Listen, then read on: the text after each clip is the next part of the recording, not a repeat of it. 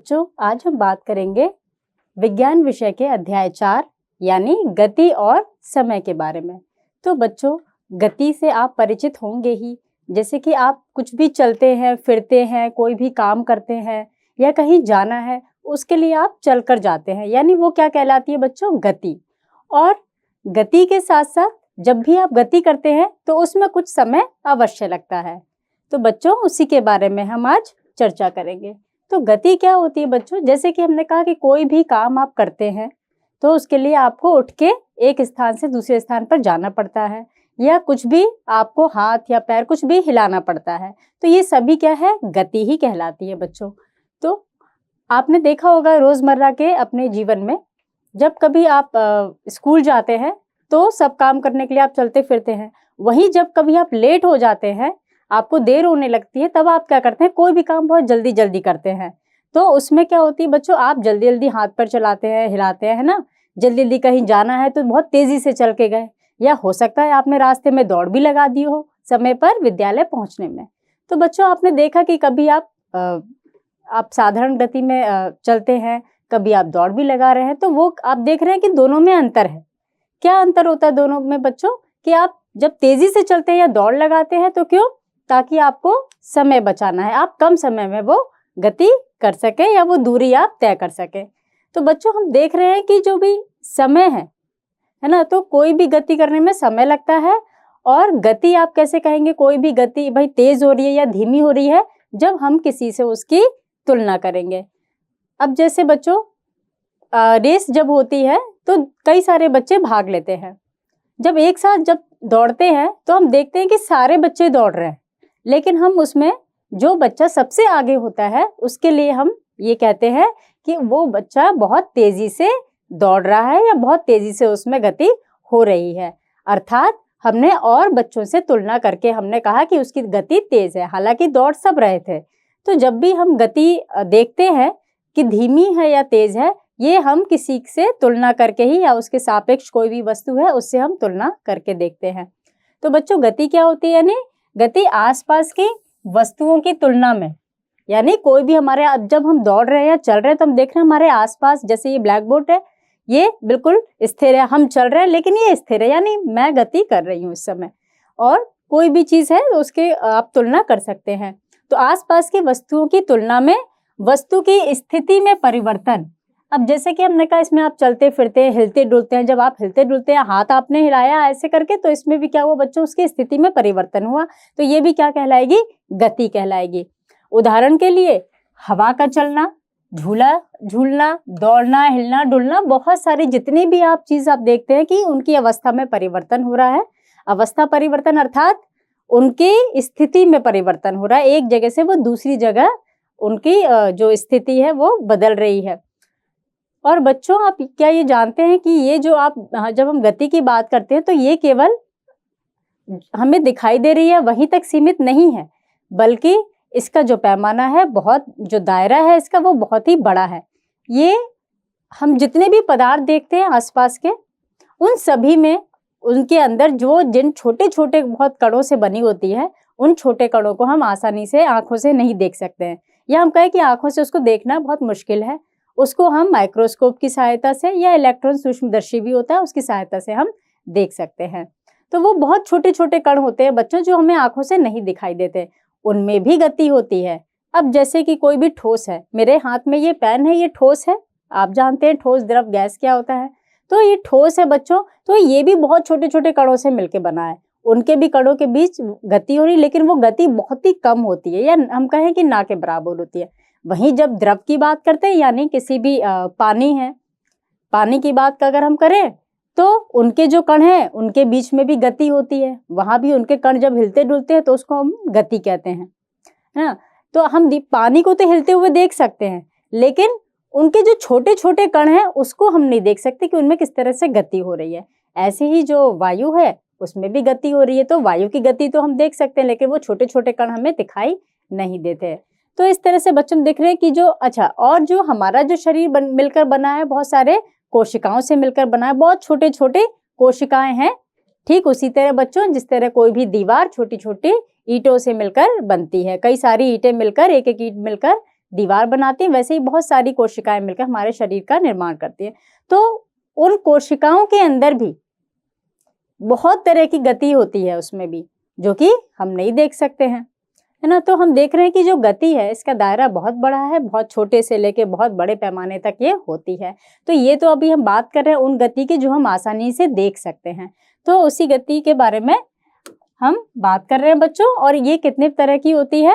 ये होती है सरल रेखीय गति, वर्तुल गति, या फिर हम इसे वृत्तीय गति भी कह सकते हैं। वृत्तीय आप जानते हैं जो वृत्त हो यानी जो गोल हो। आवर्ती गति होती है ना। तो इसके बारे में हम विस्तार से बात करेंगे। सबसे पहले हम बात करते हैं कि सरल रेखीय गति क्या होती है। तो बच्चों सरल रेखीय यानी सरल रेखा में, यानी इस तरह सरल रेखा में कोई भी चीज अगर गति कर रही है तो उसे हम सरल रेखीय, अगर मैं भी अगर बिल्कुल सीधे सीधे चल रही हूँ तो इसका मतलब मैं सरल रेखीय गति कर रही हूँ, है ना।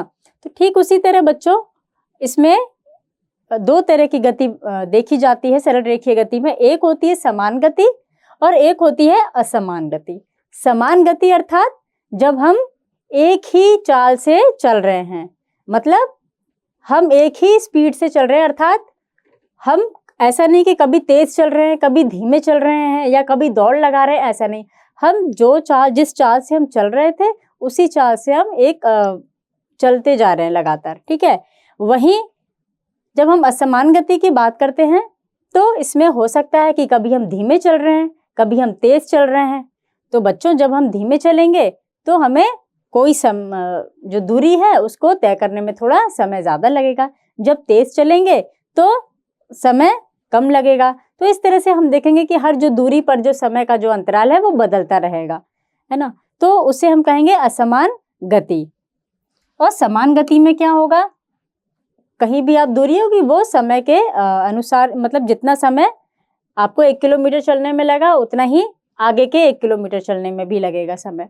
तो वो एक समान गति हुई जहाँ पर जो चाल है और समय दोनों एक ही उससे चल रही हैं। अच्छा, जैसे यहाँ पे बताया गया बच्चों कि यहाँ पर हम देख रहे हैं कि जब हम रेस करते हैं तो कभी धीमे दौड़ते हैं, कभी तेज दौड़ते हैं, है ना। तो उसमें भी क्या होता है कि वहाँ पे भी असमान गति हम देखने को मिलती है हमें।